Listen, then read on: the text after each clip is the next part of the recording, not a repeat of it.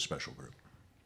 I mean, I think we just have fun on and off the field, no matter what we're doing, whether it's funny, serious, work, non-work.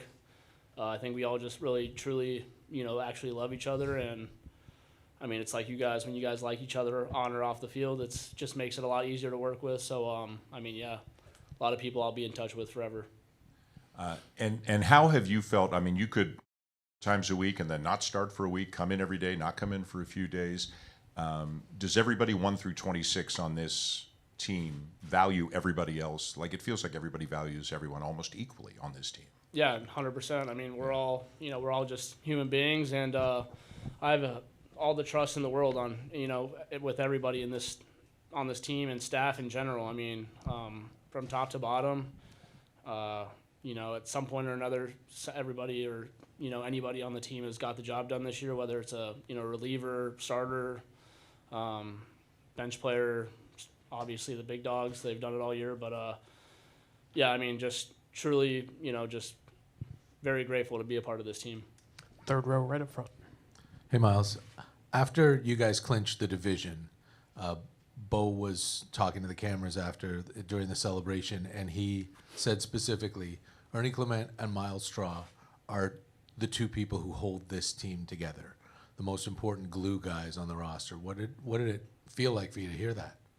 I mean, it's cool. I think there's 10 of those guys on this team, though. I think we all do a really good job of kind of communicating with each other and keeping each other close. And like for me, I could go on and say, for me, that's Chris Bassett on the team, and there's other guys, Gauzy, and I mean, it's a good feeling for sure from Bo. But like at the end of the day, I think the whole team is the same kind of same way for me. So I mean, like I said before, I really do. I love these guys.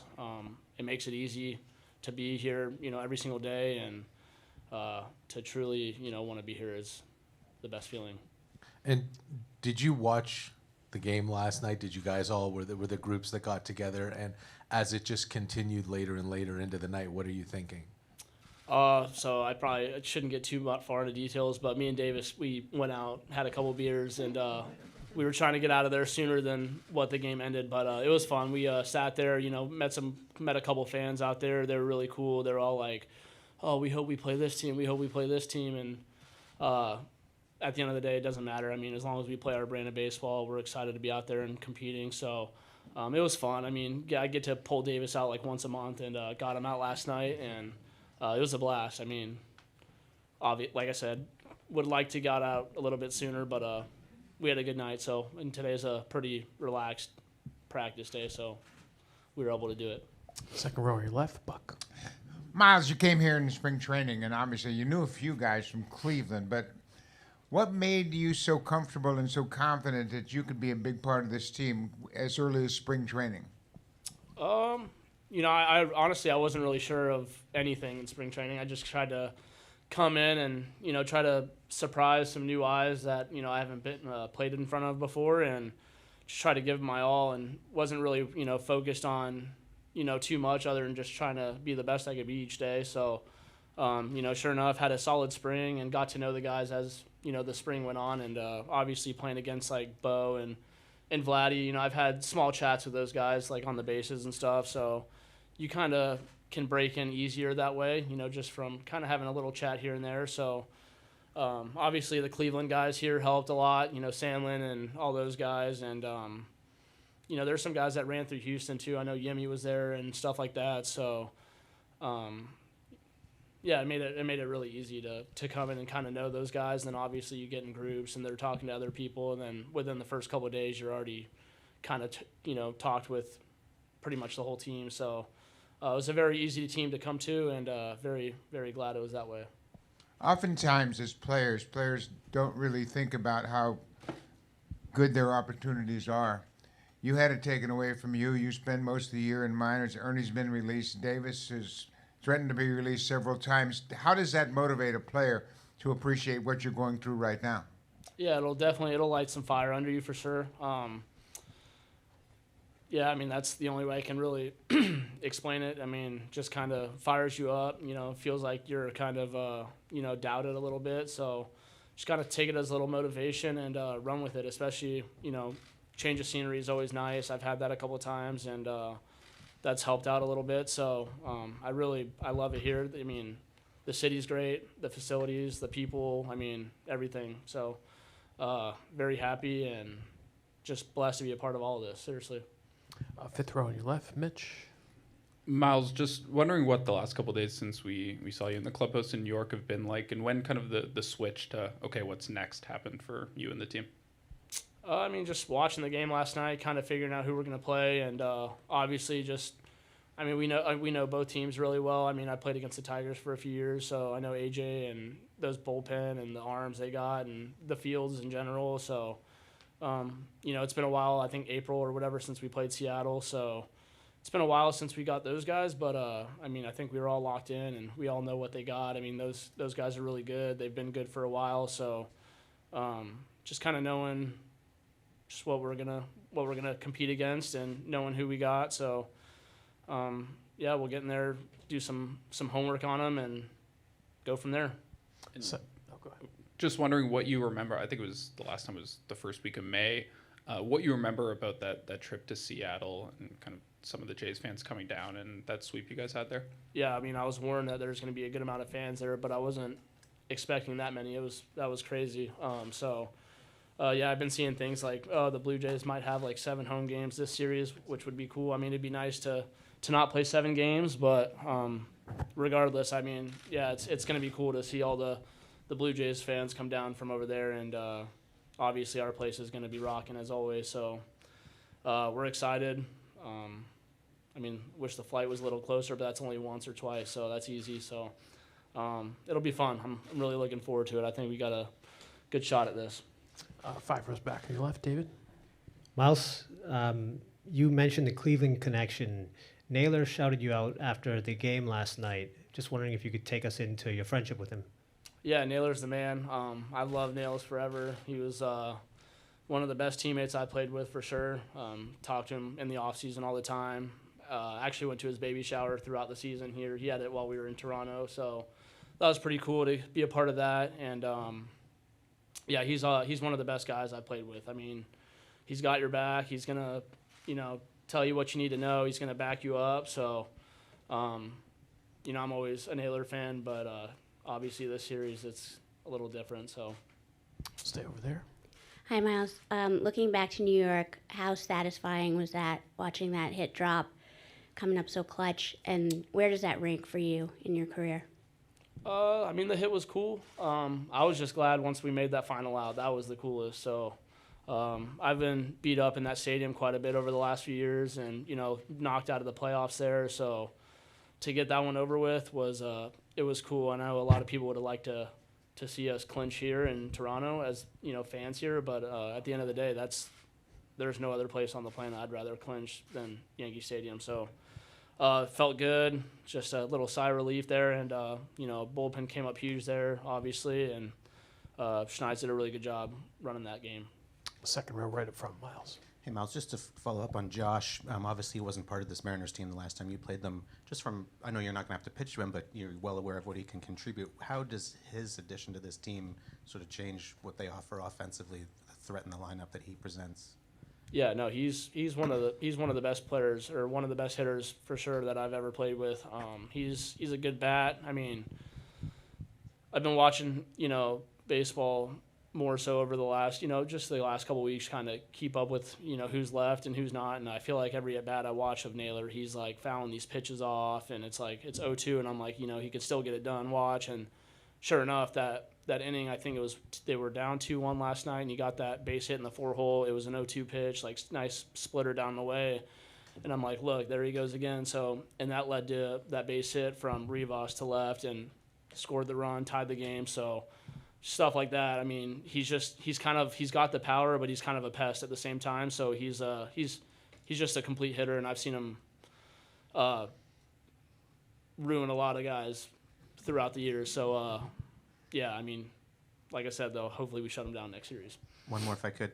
You said you didn't get to bed quite as early as you liked. I'm sure you got to bed quicker than most Mariners did last night, and you didn't have to fly across the continent today. You've already seen in the last series the impact of the benefit that rest can offer.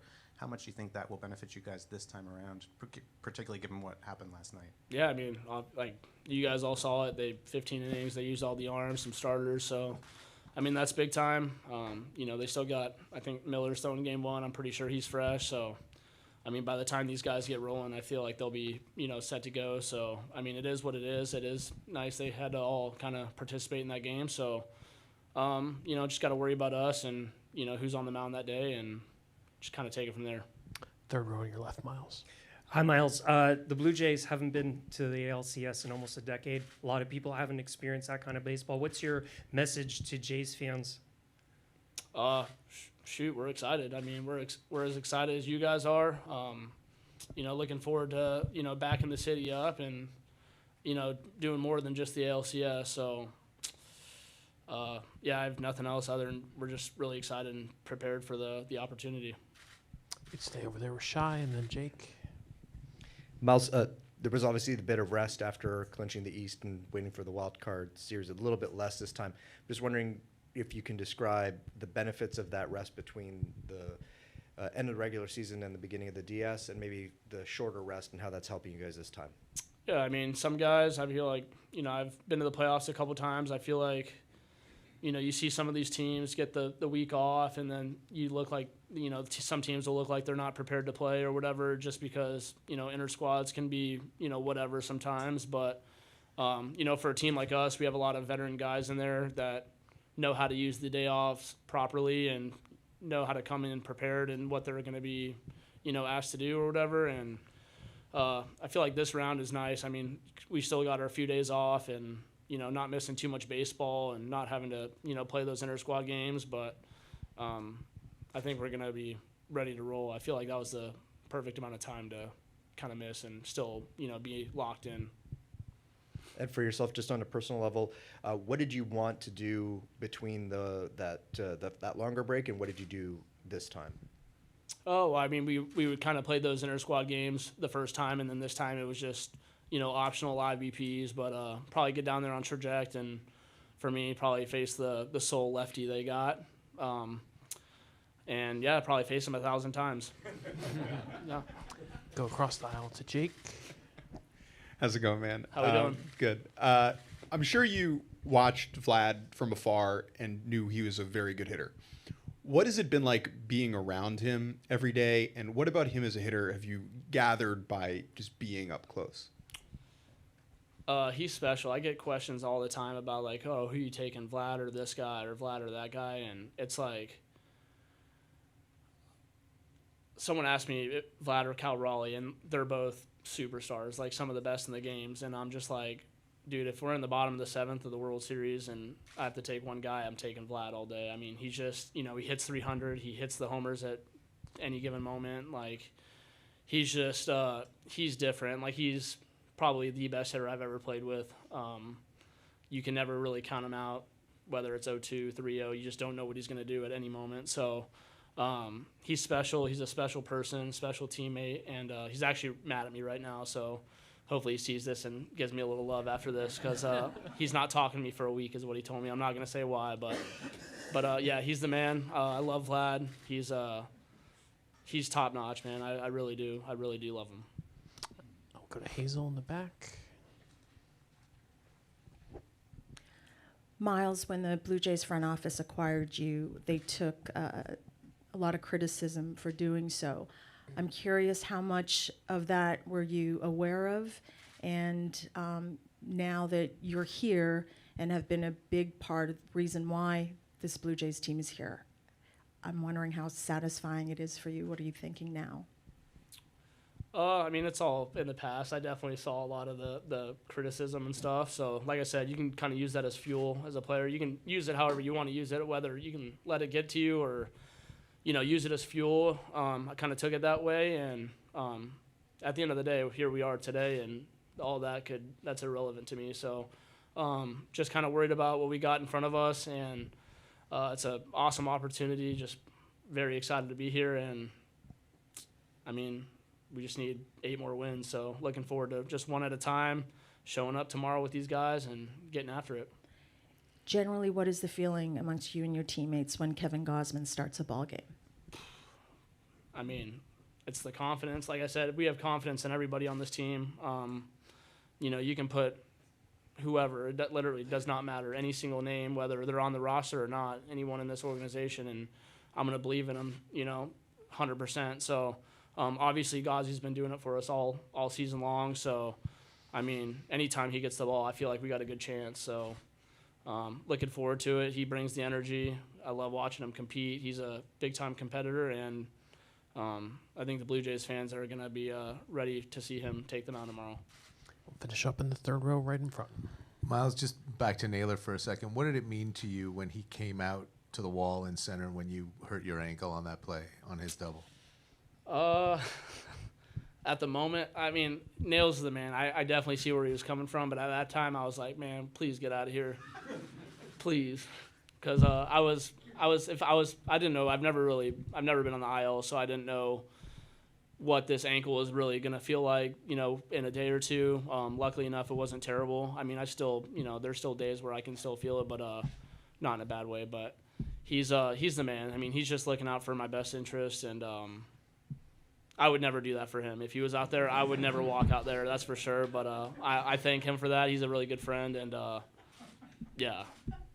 And you talked a little bit about the rest and about what the Mariners went through last night and all that stuff. But can you give us, like, from your perspective, what it's like to play 15 innings and then have to get on a plane and fly across the country and play a huge game less than 24 hours after you land?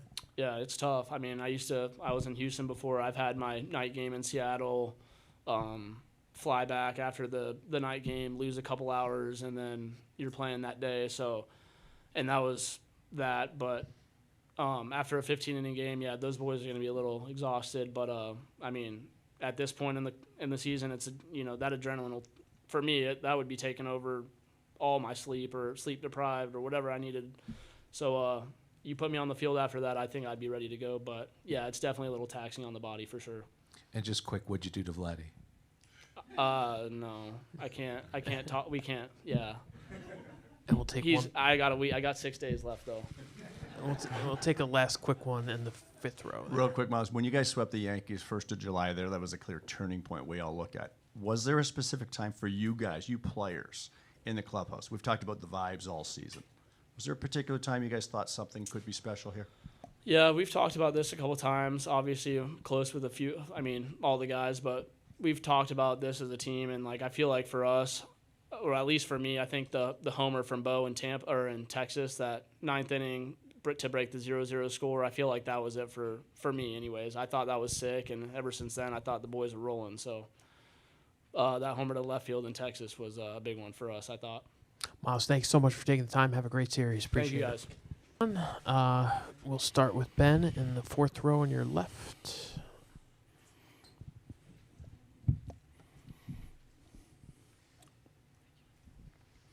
Hey, John. Hey, what's up, Ben? Not too much. Just wondering where you're at as far as setting up the roster for the CS. In the thick of it. You know, a couple of question marks, I think, just to kind of take care of as today goes on. But otherwise, feel good about where we are, but kind of have to see how this workout goes today. Would there be room for a little more pitching length, like a Max or Chris, with the series being longer this time? Yeah, I think so. Definitely fair to say. They're both feeling good and, you know, are definitely ready and available. And different format, obviously, 7 games, you know, 3 in a row, all that kind of stuff. So, yeah, I could definitely see them being part of it.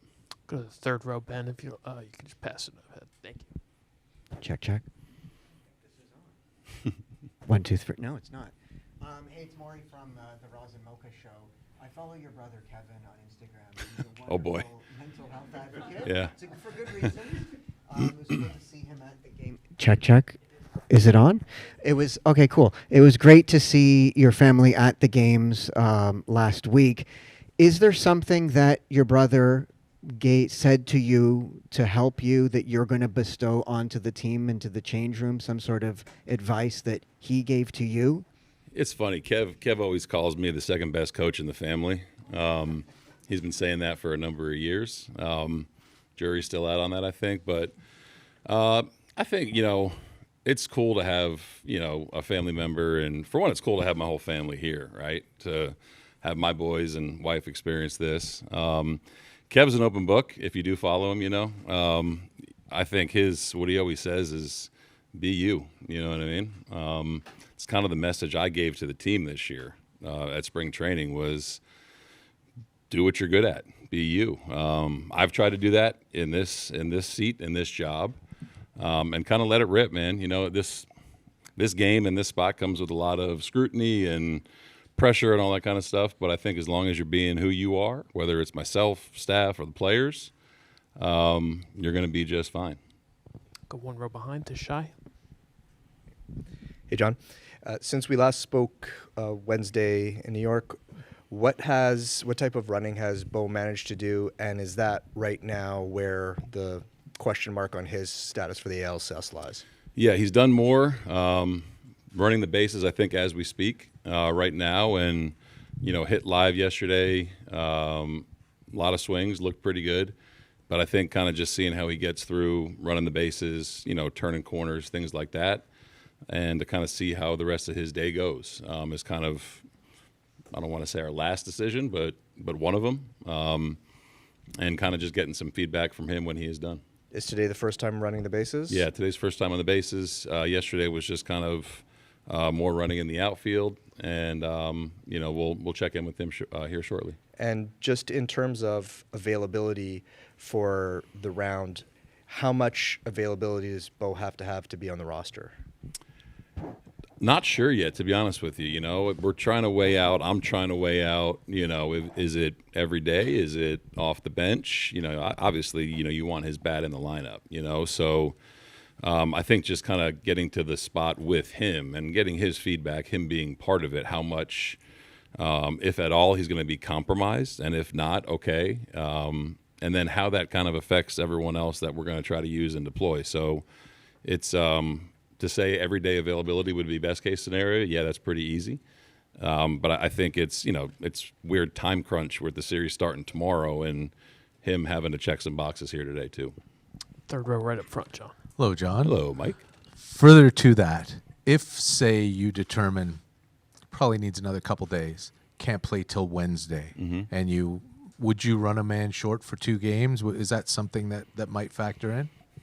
It might, yeah. A little bit different with a pitcher than a position player in my mind. And how you can kind of cover it. I think you go into every game with a plan and how you want to use people.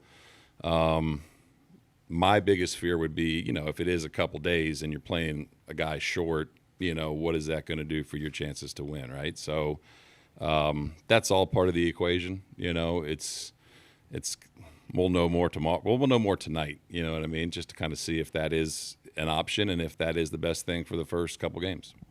And is there a thought to going 12 pitchers, or do you feel like you're probably going to stick with 13? We've had conversations about both. I think you probably think towards 7-game series. The 5 out of 6 days, things like that. You kind of want to stay with the 13 pitchers, 13 and 13.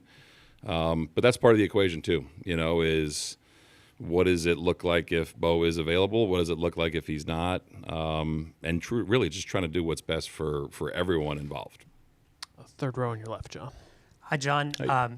Jays haven't been here for almost a decade. It's only the 8th time that the Jays have been in the ALCS. Thinking back through this season, this is the hardest ticket to get right now in the city. What's your message to fans, and what's it been like for you to play in front of all these fans all this season? Yeah, it's been tremendous. I feel like the last second half of the year, really, whole year, they've come out and supported us, and I feel like you could feel the buzz in the city for a few months now. This atmosphere, I think you kind of have to be here to appreciate it in the postseason. It can be pretty deafening at times. So to the fans, I say thank you for coming, and thank you for making this a place that is noticeably different to play in when you get into this kind of atmosphere. So it's fun every single night. It was fun in the DS, against the Yankees. They were loud. it plays a part. You know, it's easy for guys to get up and play here, and I think it's a tough place to come in and play as an opposing team. So we love the support. It's it's cool that you can feel it in the building, but it's really cool you can feel it throughout the city too. Fifth row on your left, Mitch. Hey, John. Max has basically like thrown 2 starts over the last week, like full starts. Has he just been like kind of staying fresh, or is there anything specific you guys have had him working on over that time?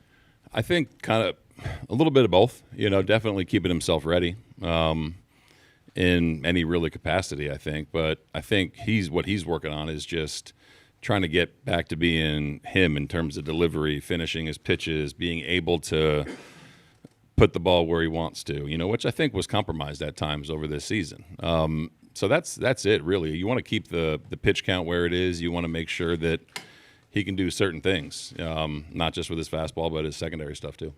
And I'm sure you stayed up watching last night. I'm just wondering, what was your experience watching that game? It's tired, man. That was a hell of a game. You know, there's so many moving parts. Yeah, you can see where in the postseason, you know, when you get into extra innings without the runner at second, you know, you can get into some really, really tricky situations. I thought it was a hell of a baseball game from both teams and from both managers, to be honest with you. And it kept me on the edge of my seat. You know, I went all the way through my dinner with my wife and back home at the condo. So it was entertaining for sure, but glad I wasn't, you know, part of that one. You know, that's a big-time baseball game right there. On the row behind, Rob. Hey, John, a lot of you guys have not gone ALDS to ALCS, but there's one guy who's going to be on the mound tomorrow who has. How much of is that an advantage, and what do you like about his ability to handle the next step in the big stage? Yeah, I mean, Kev's just been so consistent, you know, since he's been here, and he's been in big games here, you know. Just did a game 1, you know, last week, and I think that his demeanor continues to impress me, whether it's a game in June or whether it's in a playoff game. You know, he kind of doesn't budge. So having that veteran guy out there to navigate things in real time. You know, Kev talked about the at-bat against Judge, game 1, 6th inning, where he wasn't afraid to walk him, you know what I mean, and did the same thing to Bellinger after that. And kind of when you have a guy with good stuff and you have a guy that can process what's going on in real time, you feel really good about his decision making in those spots. So I'm looking forward to him tomorrow to kind of, you know, getting the series off to a strong start, hopefully. And, you know, there's something about his demeanor, just kind of his presence every day, where the day he's pitching, everyone feels a little bit more confident, I think, going into it. And John, 2 years ago on Canadian Thanksgiving, we were here under different circumstances. Was there any point along the way that you really felt that you had turned a corner as a team? Yeah, it's going to sound funny. I think we did last September. You know, to be honest with you, when we were still playing and not where we wanted to be. I've said that before this year. I think that last year gave us a chance to really dive into some ways to get better, as opposed to, you know, late in the fall where the season ends not the way you want it to, and then you kind of get going. So I think that's when it started. I think being aligned with front office, with staff, with players really kind of started then. Not that it wasn't before, but I think we kind of used that as an opportunity to kind of self-evaluate, if you will. So going into spring training, you can kind of feel it. I've said that before. You're quietly confident about the group, confident about the work, the prep, the people that we added to. And you can kind of see it unfold in real time this year. Fifth row on your right, John. Schneider, what is it like going from last series where you're playing a Yankees team where you both know each other so much throughout the year to now a team that you guys haven't seen since May, and really for both teams are almost completely different groups than they were at that point? Yeah, it's interesting. You know, I think that the work doesn't change, the prep doesn't change, right? And I think there's a lot of people that are involved in that. So as the season kind of starts winding down, you start to pay a little bit more attention to these teams and moves that they've made, how they deploy, some tendencies and things like that. But it is different. It definitely is different. You could kind of say, you know, the Yankees were a little bit different from when they were here, you know, in the summer, and, you know, that team evolved. I think every team evolves a little bit, but I think kind of how Seattle's playing now, way different than, last time we saw them for sure. Whether it's how the bullpen's used, some guys they've added offensively, some guys that have stepped up offensively. Definitely, they're a really good team. You know, they're a good team for a lot of different reasons, and the team that we've been kind of looking at for a while, hoping that we'd be in the position we are, and kind of thinking that it's pretty good, you know, likelihood that they're going to be here too. One row behind, Keegan. John, is the plan to keep Trey and Bieber 2-3 going into the series, or how does that look? Most likely. That's kind of where we're at right now. Nothing definitive yet, but yeah, I think that, you know, that could be a definite possibility. How's Trey handled some of this in between, like walking up to the bullpen in the last game? This is more new stuff for him. Yeah, he's been great, man. He's been really wise beyond his years. You know, I mean, stuff is stuff, and kind of his performance speaks for itself. But it seems like every time we kind of throw a new wrinkle at him, he's ready for it. And whether it was, yeah, and for the record, Trey wasn't pitching in Game 4. I don't know if I said that after the game, but I think when we kind of brought that to him, you know, the fact that he didn't shy away from it was pretty cool. So he's been impressive, and I think that he's handled the in-between stuff really well. Kind of understands what we're most likely going to ask out of him, and give him credit for being able to adjust too. He did it the entire year in the minor leagues, and he's doing it now on a really big stage. Second row up front. Hi, John. Hey. A few days removed after that stressful Wednesday at Yankee Stadium, how do you reflect on how you and Pete kind of handle the game and just the decision-making process?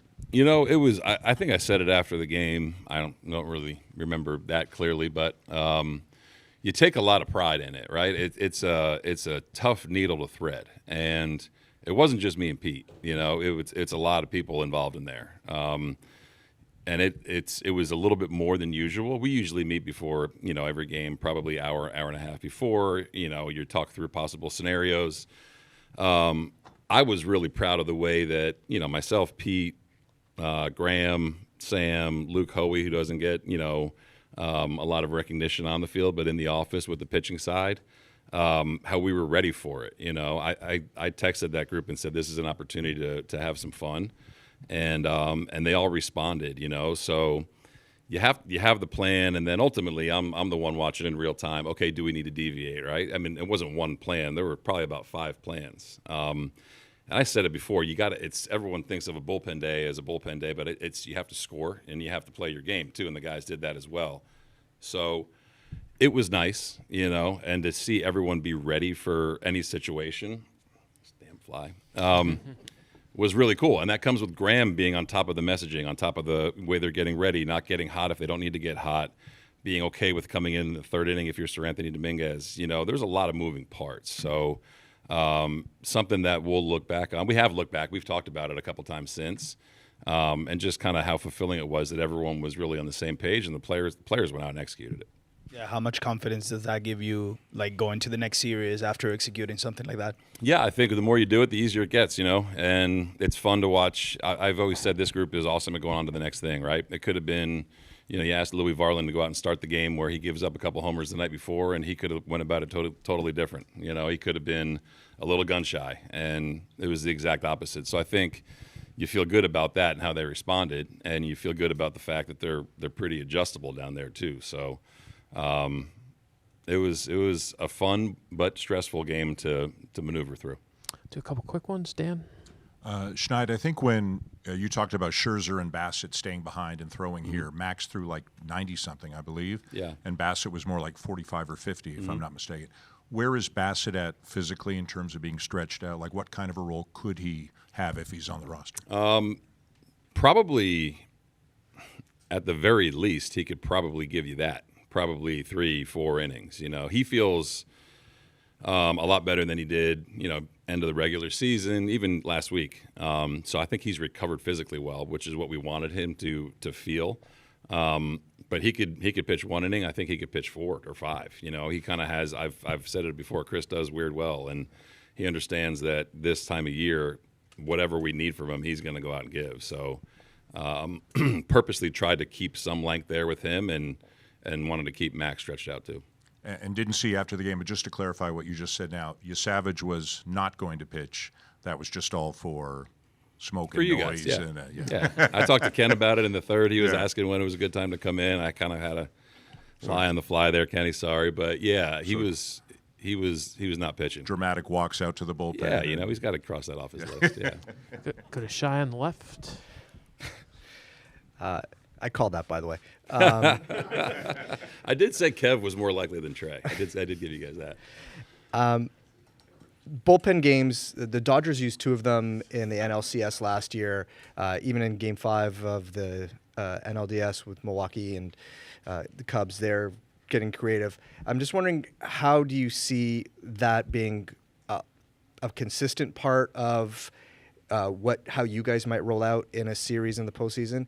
And then how different are the challenges in a 7-game versus a 5-game in employing a bullpen game? Yeah, a little bit different with just the number of games, right? Probably harder to pull off what we did in Game 4 without the off day after that. So are we going to look to – I think we're going to look to just take the best chance we can to win every night, you know? If it's a short start, if it's a long start, you got to kind of read it in real time and then kind of see where you are in terms of availability, performance, and schedule, you know? So I think that the fact that we've done it, I think gives us a lot of confidence in preparing for it if we need to. You know, if we don't need to, I think we have enough guys that are available, you know, to do that kind of traditionally as well. I do think the way rosters are set up and bullpens are set up, it's a real thing. It's a real way to go about trying to win. You know what I mean? Can you do it every day in a regular season? No, because people are human and they're gonna get tired. You know, but I think when you can match it up accordingly, you know, when you're trying to win a select number of games, you know, you're trying to win 4 out of 7. That's the best way to go about it. We'll definitely do whatever we can. All right, Schneider, thanks so much for your time. Appreciate Cool. it. Thank you, guys. Appreciate it. We'll start in the third row on Kevin's left over here. The third row on the left. Hey, Kev, how's it going? Good to see you. How do you stay calm knowing tomorrow is such a huge game and job for you? What do you do to stay calm? You know, it's just another start. Everything's the same. There's a lot more of you guys to talk to and more cameras, but, you know, once the game starts, it's still a game. Go one row ahead to Buck, please. Kevin, you've had a long career and you've thrown to a lot of different catchers. You've thrown to Kirk more than any catcher you've thrown to. What makes him so special and gives you so much confidence that he's going to do a good job for you? You know, Kirk really takes his job really seriously. You know, he's one of the few guys that takes the game, whether he's in the box hitting or, you know, behind the dish, he takes them both extremely seriously. And he gets prepared for a game, you know, better than most guys I've ever caught that have caught me. You know, practicing catching the low ball, that was the thing that, you know, that wasn't a thing 5 years ago, you know, even, you know, maybe a little bit later than that. But, you know, the pitching machine out there, them just throwing curveballs at guys and them working on, you know, catching and framing pitches before the game. And I think that's a huge thing that you've seen in the last, you know, 5 whatever years that has obviously become a big part of the game and, you know, why ABS is coming into existence, right? So, you know, Kirky is such a good low ball catcher that, you know, he's at least going to give you that, you know, and he's an exceptional blocker and he throws the ball extremely well too. And he loves trying to throw guys out. So he's always trying to back pick guys and really just kind of locked in on all aspects and, you know, facets of the game, to be honest. Third row up front, Mike. Kev, I know there's still work to do, but you've said multiple times that the reason you came here is to win a championship. And now that you're another step closer and 8 wins away, how does that feel? Yeah, it's fun. You know, it's even more fun to do it with this group of guys. It's a special group of guys that are, you know, no one's selfish in this bunch. And you've really seen that. If you've watched us play at all this year, I think if you've come to a series, an entire series, you're not going to walk away with, like, I love this one guy. You know, you're going to have a lot of guys that you really like to watch play, and they play the game the right way, and they play fundamental baseball. And so, you know, they make it really easy to root for. And the last series they had Aaron Judge to deal with. This series it's Cal Raleigh, who's really, come into his own this year, but he's always been this guy against you guys. Is there a special plan for him? Do you have to treat him the same way that you guys treated a Judge? I don't know. I don't know yet. We'll have those conversations probably later today or tomorrow. But yeah, I mean, what a season he's had, and what a great switch hitter at such a hard position to hit. To catch as many games as he has. What a season he's put together. But yeah, I also feel confident with myself that I can go out and get him out. I've got him out before, and so. Now it's just about mixing up pitches and trying to kind of keep him off balance. One row behind, Jake.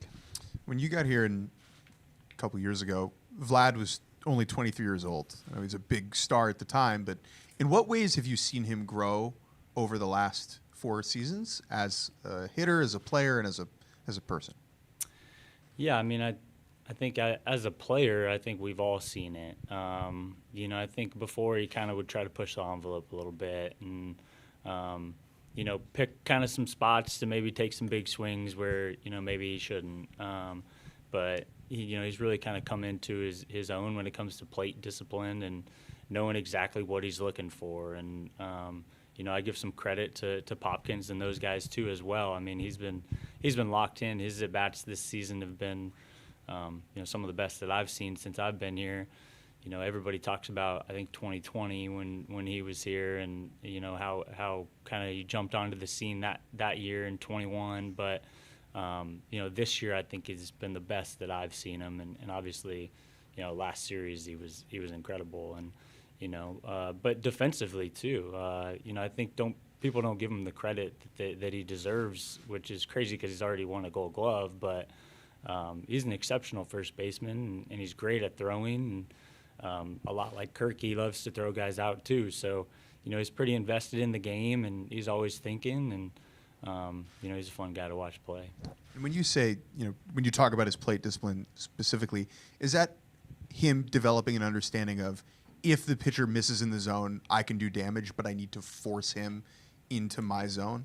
Like, and as a pitcher, what is difficult about facing one of the elite hitters when they're playing their game against you? Yeah, to be honest, like, I feel like I've known Vladdy enough now to where I can watch an at bat, and when he kind of shimmies and kind of does his thing, you can tell he's feeling pretty good. So usually when he does that, something good is going to happen. He always hits the ball hard, so you can kind of count on that. But it's his ability to get to so many different pitches. He can get to a fastball up and in. The big grand slam was, I think, 97 in.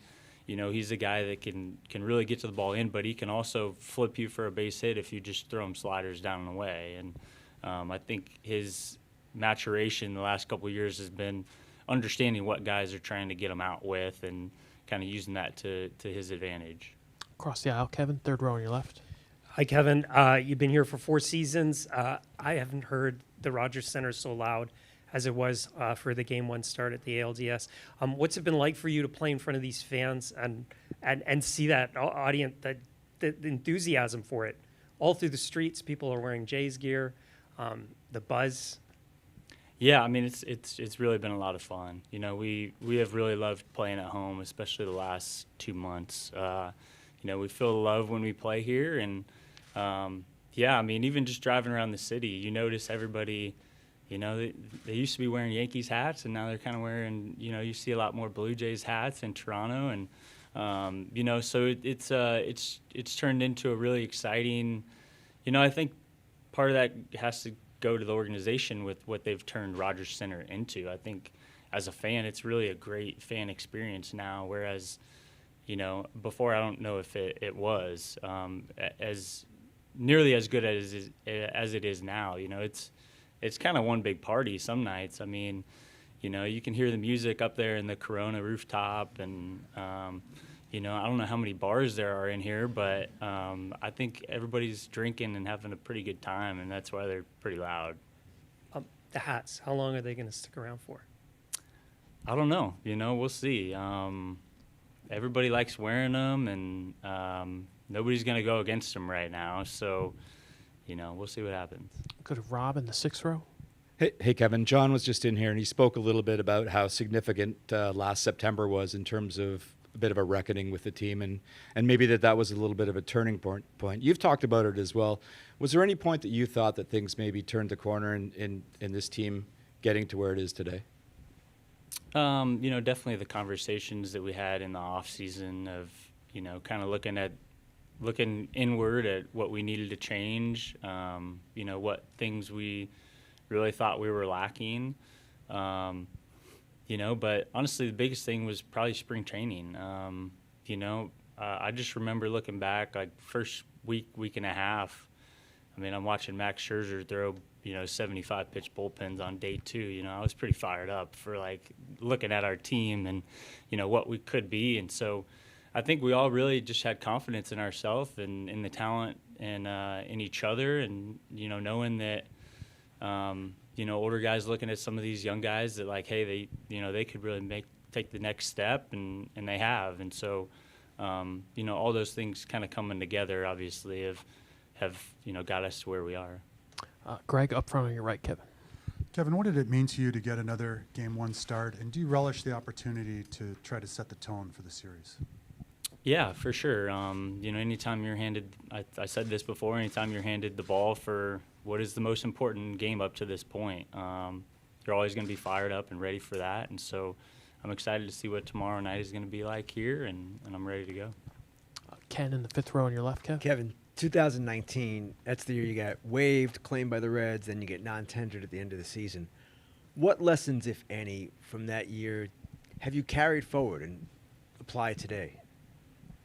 Just belief in myself, to be honest. Even when I was in the bullpen in Cincinnati, I still believe that I could be one of the best pitchers in baseball. And so maybe that I was a little naive, but, that's just kind of the confidence that I have in myself. 1 row ahead to Shy. Hey, Kev. As someone who's come out of the bullpen in a postseason series to pitch late in the game the way Gilbert and Castillo did last night, can you describe how taxing an experience that is for a starting pitcher to throw under those circumstances? Yeah, I'll be lucky. I've only done it twice, I believe, or maybe 3 times. And 2 of them were, I was 22. I was Trey, so I felt pretty good every day. But